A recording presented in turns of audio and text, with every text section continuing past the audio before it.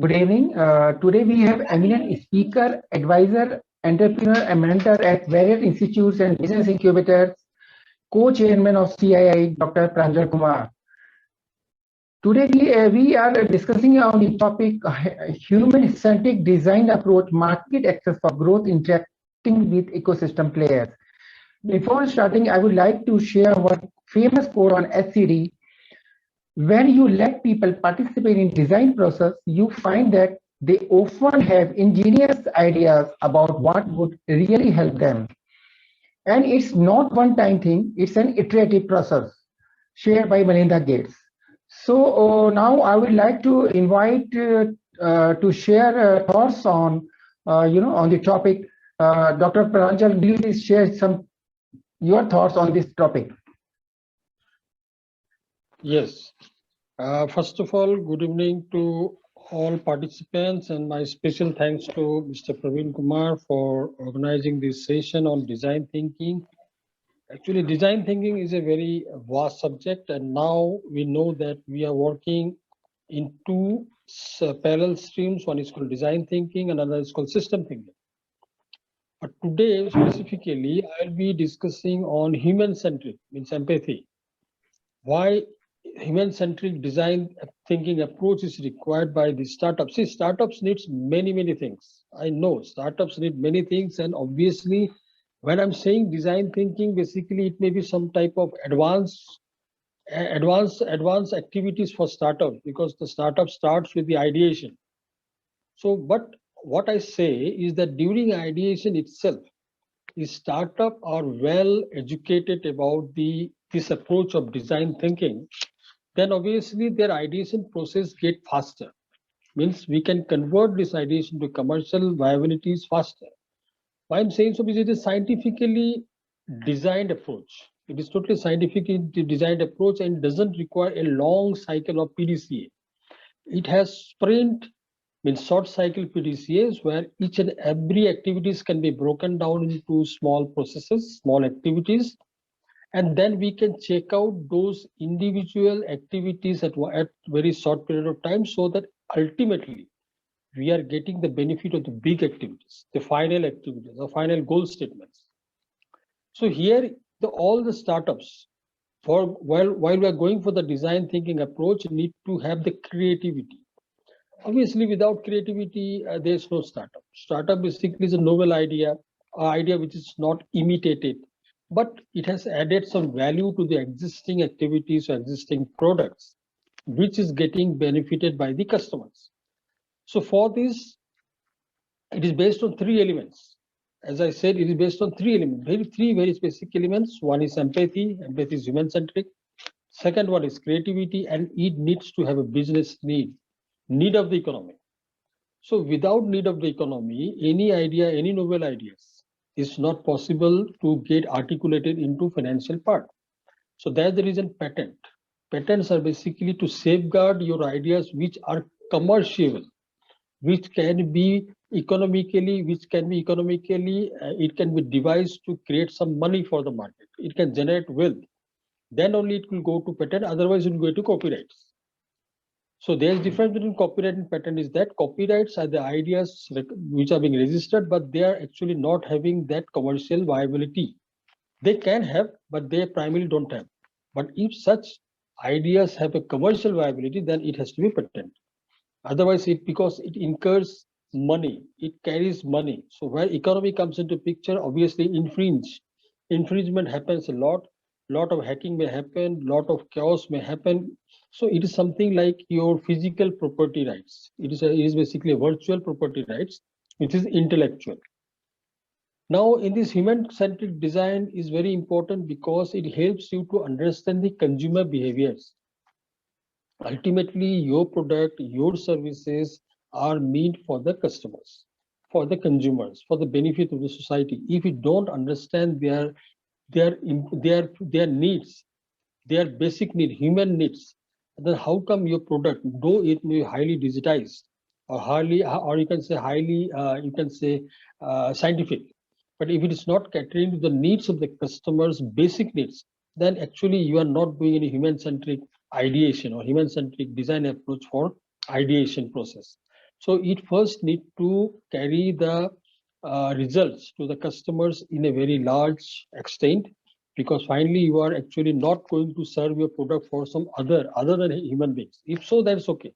To human beings, then obviously your approach should be empathic. Your preferences, their pain points, all needs to be understood very clearly while stepping into their shoes. So you cannot do any activity without stepping into the shoes of your targeted consumers. And for this, you need to understand the 5 basic pillars of design thinking, where empathy is one. So through this empathy or through this event-centric approach, that is very important also in marketing part, because today I'll be touching about the marketing also. So in the case of marketing, while you are doing the marketing activities, you should also know that your team members should also understand that your team members may consist of sales, operations, manufacturing, finance, isn't it?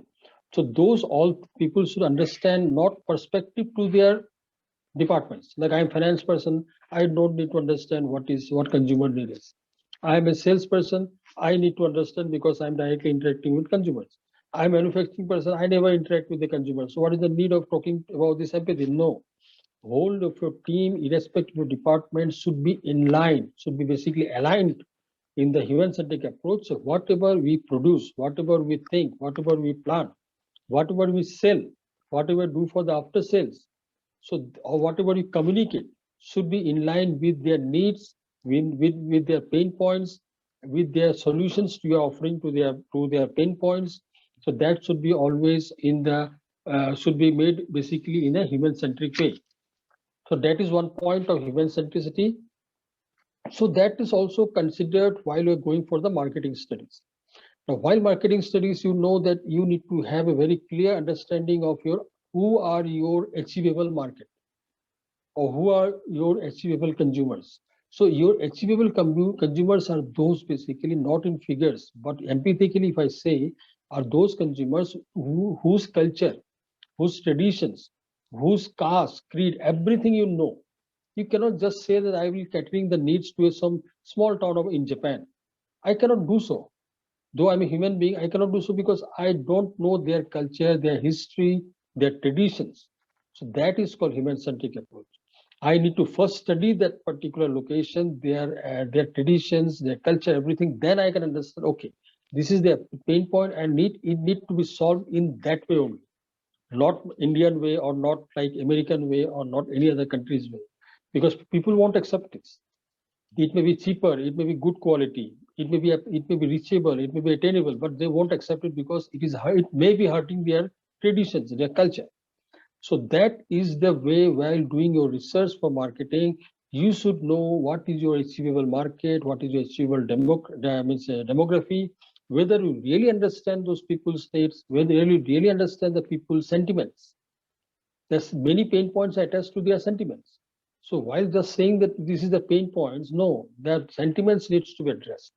So whether your product or your services are really supporting their sentiments.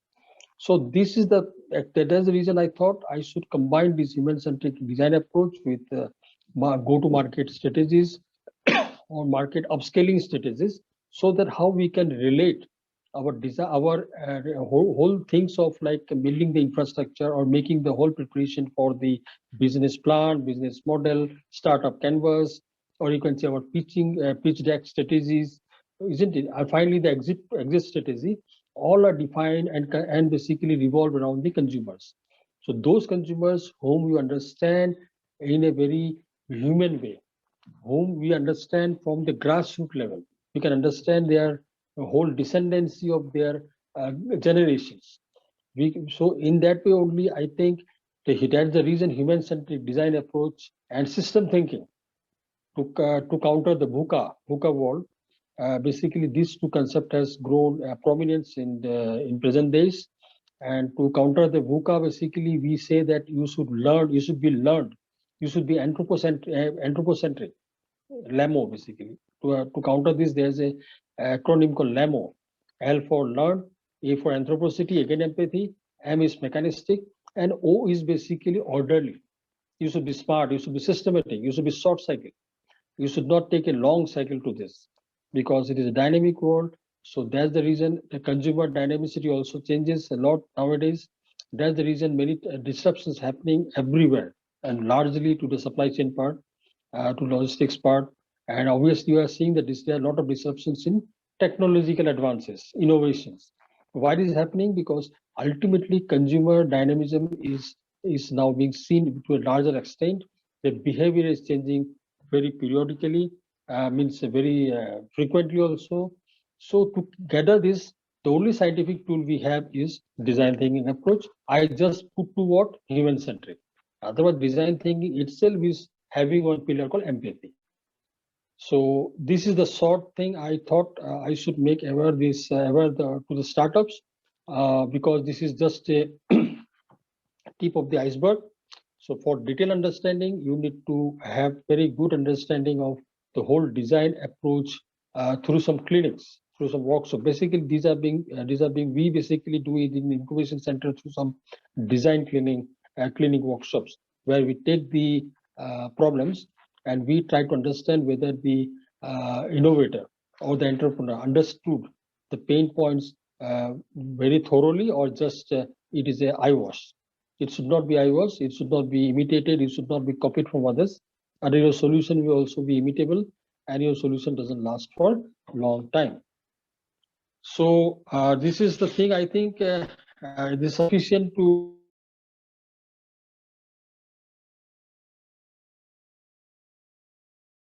make understand like what does this basically means. Uh, so if you have any questions to it, then I think it will be much clearer to you.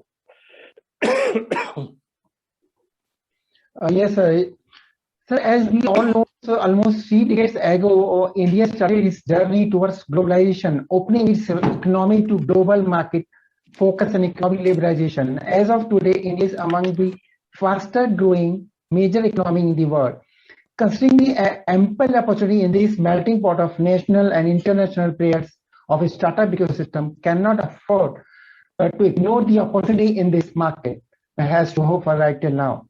So, yes, sir, will you please share your thoughts? What are the basic questions I would like to take your input? What are the, different type of startups are present in the market right now? So for startups, you must be knowing that basically we are actually come into picture tech startups and non-tech startups. Mostly people say these are the broad two things, but if I say types of startup, basically, then they can be there's like social startups. Like I'm also part of UN SDGs 17 UN SDGs programs with many organizations. So we are speaking on rural livelihood. So these are basically social startups who are working basically at the grassroots levels, and their customers are basically rural people, artisans or something like who are making their livelihood from rural areas. So they are basically called social startups. Then we have called Buyable Startup. These are basically exit startup, the startup who have very clear about the exit strategies, that they will be startup one day and they will be exiting with some listing in the Sensex or BSE or NSE Sensex, or they may be merging with someone or they may be selling their startup to someone, business to someone. Those are basically called viable startup. Then we have lifestyle startup, like which are basically innovators in our lifestyle activities. They are changing the paradigm of our lifestyle experiences. Then we have small business startup, large business startup. We have then we can say very big business startups. So these are all types of startup, but ultimately startup is this startup. The startup means name itself says that you are starting, but where to go you need to discuss, you need to decide. Otherwise, you will be always startup. So that should not happen with any startups. They should scale up, they should exit. So while pitch deck also, all investors wants to know when you are going to exit from this business and how. So that's very clear. Okay, sir. Sir, next I would like to ask to clear our doubts, why is FCD important or how it is different actually? Why is human-centric design is important? See, first of all, this design thinking is not a new thing. It is what was also earlier, it was also there.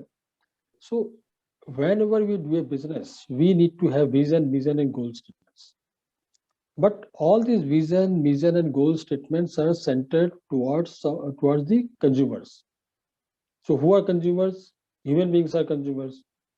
Most of the product, except you leave the pet products, if you see only the rest of the things are basically centered towards human being.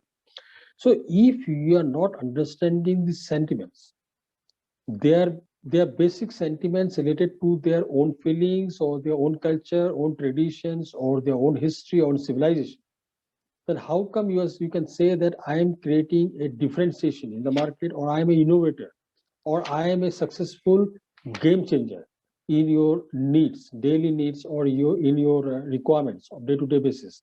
So they are basically, you need to be centered around the human beings. So that's the reason it's called human-centric design approach. Design means not designing as we are designing some vehicles or something. It is a design is basically a name given to the thinking. It is a thinking, but it is a design thinking. So where you are basically designing the solutions using the concept of the consumers in their perspective in a scientific manner, so that we can have 5 steps to proceed and also to check back whether you are on the right track or not. But ultimately, you need to be human centric. So that's the reason it's called human centric design approach, design thinking approach.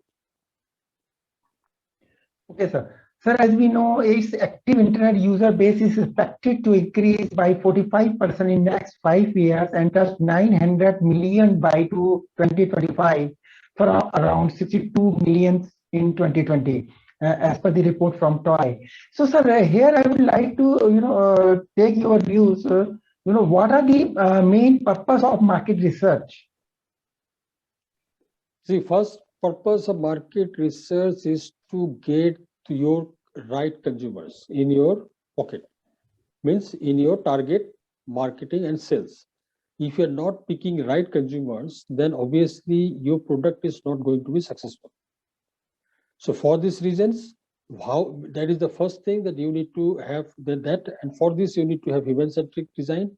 Secondly, any startup they must be knowing their total attainable market. If you ask me, I know that my total attainable market is whole India, but it is not achievable market. So you need to come down to what is your serviceable, achievable, which market you can do this, at least you can do the service. Then I can say I can do Maharashtra. But Maharashtra also very big for me. So now you have to come down for your marketing research, basically, which are your obtainable market. So I can say Pune. So of marketing research. So you cannot do research globally, no? You should know the globe, but you should know where you can do your research, because you can do in Pune only because you know Pune people better. You don't know people from Nagpur much better because their habits may be different from Pune, but you are acquainted with Pune. So your basically achievable market is Pune. So that is called human centric. You know the sentiments, their aptitudes, their habits, their lifestyles, their culture, their religion, their tradition. So you say this is my achievable market. So here again, human centric comes into picture during market research also. Rest other things are all the normal things, marketing and all. But these are the basic thing. If you're clear with this STAM, SAM, and SOM, then you won't be failing with your market. You can scale up to next level, because you now understood that this product can also be accepted by Bengal, maybe accepted by South, maybe accepted by West. If I do some iterations or do some differentiations there. But for sustenance, you need to have one achievable market. Sorry, obtainable market. Right, sir. Sir, will you please share your thoughts on, what are the, main phases of HCD, human-centered design? Main phases, as I said, there are 5 phases are there basically.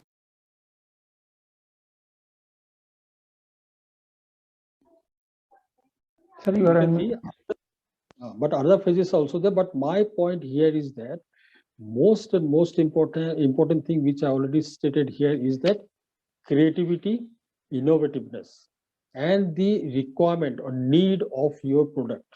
what is the need of your product, whether it is really needed. Because just for the sake of starting a startup, I have opened a company and I'm saying this product will be required by the customers, but whether it is required or not, that thing you can come out only if we have gone through the phases, the 5 phases of design thinking, which the first phase is empathy. So if you understood your consumer's behavior, then obviously you are very clear that, okay, my solution can at least be acceptable to them in spite that similar product or similar services available. Only I need to do is means do value additions. So the value addition should be basically for the consumers, not for your product. So what value addition you are doing for your consumer actually will guide your product or means acceptability in the market.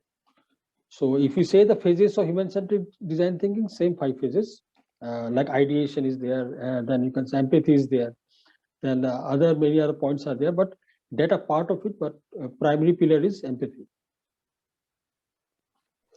So right, sir. Sir, will you please share your thoughts? Suppose some startups want to start their venture and they are looking how to do the customer validation. So if you can share your views on this. Yes. See, customer validation is done through customer journey mapping. So this is also part of design thinking. So like if I say a very simple way, first starts with ideation, then you do the pain point selection. Before that you need to have pain points, problem statements you need to collect. Then you need to do the clustering of ideas, which idea is basically suitable for that particular pain points which you have selected. After that you need to have a prototype development, maybe on paper, not required to make something like a physical thing. Prototype development can be on paper also. So after prototype developing, actually you need to have a trial run, field run, or you can say pilot run. And based on that, with all this feedback, you need to have a customer journey map, means how customer will be getting your product or services, how you will get the feedback, whether they are liking it or not, how is the two-way feedback system is developed, means how they can complain, how to you basically, or how you can introduce your new products to them.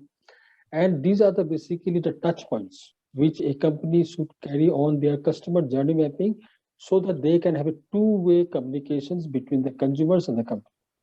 So through customer journey mapping only, you will be actually basically knowing whether this product is acceptable or not.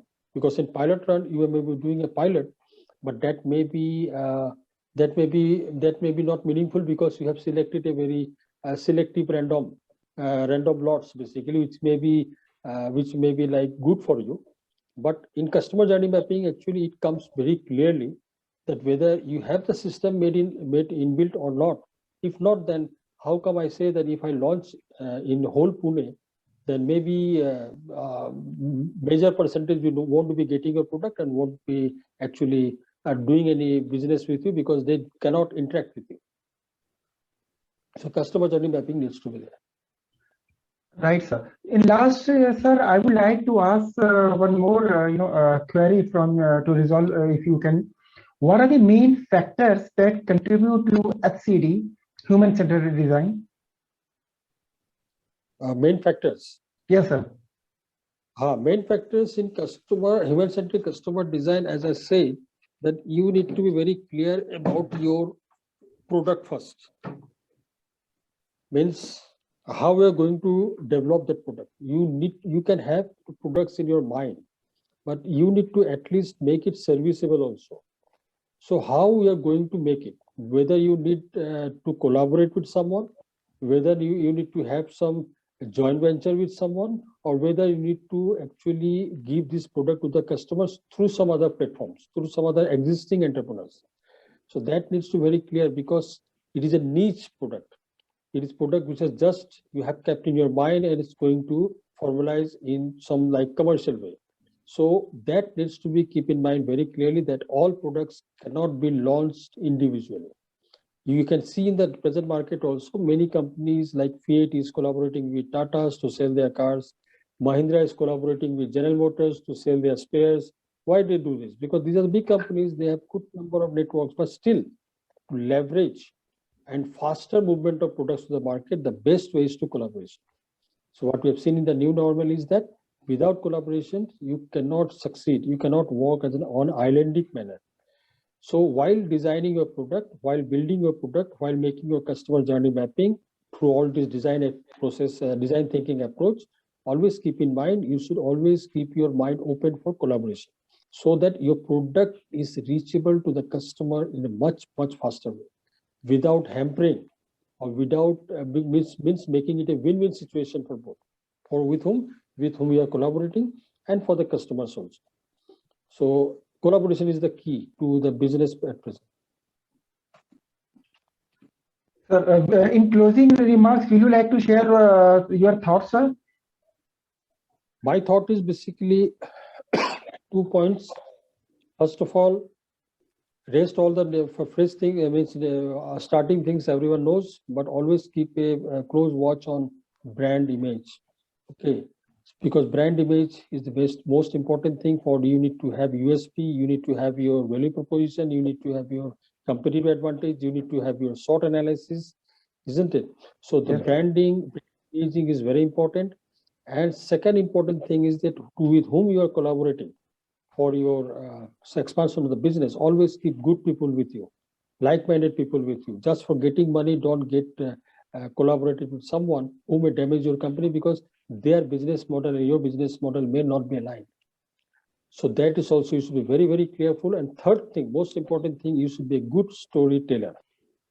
Means you are working for the consumers on empathic way, but how empathically you can make a story and show it to the investors. How passionate I am, why I am doing this. I'm not doing this because I'm not a job, I don't have a job, so I'm doing this by compulsion. It should not be like that. Entrepreneurship activity is not a compulsion. People should not feel that you have lost, you don't have any job, you don't have any avenues for earning, so now final avenue is startup or business. No, you should be empathic. You should have a good storytelling. Like a good storyteller basically is a successful businessman. So if you hear all the successful businessmen, just go and watch their videos or their speech. They are basically good storytellers. They can relate their passion to their product, and they can also show you very good, very nice way that that's the reason my consumers also buying. Like Nano, Tata Nano comes into picture through this storytelling. But ultimately it failed. Is a different thing, bad marketing. But still, they started Indica. They started with storytelling. Like Patanjali, they started with storytelling. So we have a very good empathic storytelling so that you can make the investors' sentiments. They can touch, at least you can touch their sentiments. Okay, so in the end, I would like to say only one last quote. Ideas are easy and implementation is hard. So make mistakes faster. So thank you so much for your, precious and valuable inputs on the startups topic. Thank you very much, sir, for giving your time. Thank you, sir. Thank you very much for this good initiatives, so that at least we can helpful to some really interested startups, really active startups. Thank you, sir. Thank you very much. Thank you. Yeah. Wish you all success in your startup journey. Do like and subscribe our channel for more sessions for startups. Thank you.